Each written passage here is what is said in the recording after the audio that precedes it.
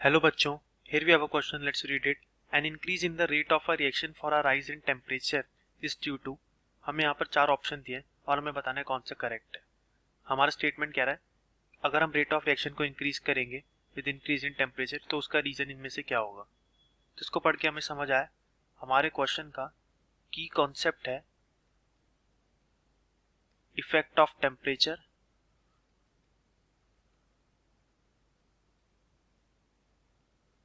On rate of reaction.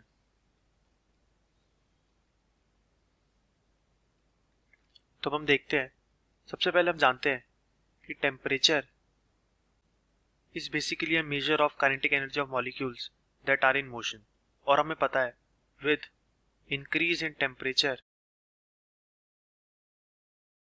reaction rate भी increase करता है because इसकी वजह से increase आता है हमारे number of high energy collisions between molecules. क्योंकि अगर हम टेम्परेचर को इंक्रीज करेंगे देन काइनेटिक एनर्जी सारे रिएक्टेंट्स की इंक्रीज करेगी एंड उससे क्या होगा ज़्यादा कॉलिजन्स होंगे और इन ज़्यादा कॉलिजन्स की वजह से ये हेल्प करेगा केमिकल रिएक्शन को प्रोसेस करने में. तो that's why it is said that the kinetic energies of all reactants if increase then there are more collisions per second. That means हमारा कॉलिजन फ्रीक्वेंसी भी क्या करेगी, इंक्रीज करेगी. एंड जो अदर रीजन है हमारा रेट ऑफ रिएक्शन इंक्रीज करने का टेम्परेचर की वजह से वो है increase in number of activated molecules.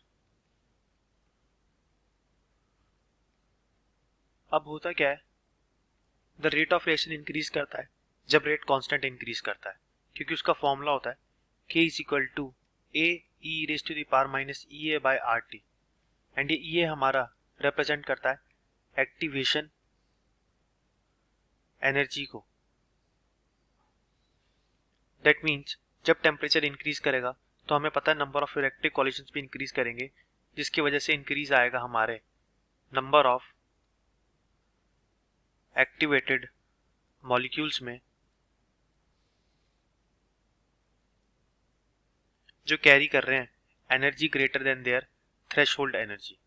That's why हम कह सकते हैं कि increase in number of activated molecules also lead to the increase in the rate of reaction due to temperature. और नेक्स्ट रीजन है हमारा मीन फ्री पाथ. नाउ अब ये मीन फ्री पाथ क्या होता है, ये एक एवरेज डिस्टेंस होता है एक ऑब्जेक्ट का जो मूव करता है बिटवीन कोलिजन्स. नाउ जैसे ही नंबर ऑफ कोलिजन्स इंक्रीज करते हैं तो ये मीन फ्री पाथ क्या करता है, रिड्यूस कर जाता है जिसकी वजह से हमारा वॉल्यूम डिक्रीज कर जाता है और डेंसिटी इंक्रीज कर जाता है. ये हमारा डिक्रीज कर देता है मीन फ्री पाथ को. तो हमारे मीन फ्री पाथ का डिक्रीज होने का मेन रीजन है increase in the number of molecules and their collisions जो कि रिजल्ट होता है हमारे इंक्रीज इन टेम्परेचर का. देयरफॉर हम कह सकते हैं कि shortening of mean free path also lead to the increase in the rate of reaction for a rise in temperature. तब हम अपने ऑप्शन की तरफ देखते हैं. फर्स्ट ऑप्शन से is that increase in collision frequency. तो ये ऑप्शन करेक्ट है क्योंकि हमने अभी पढ़ा इंक्रीज इन कॉलिजन फ्रीक्वेंसी की वजह से रेट ऑफ रिएक्शन में इंक्रीज आता है.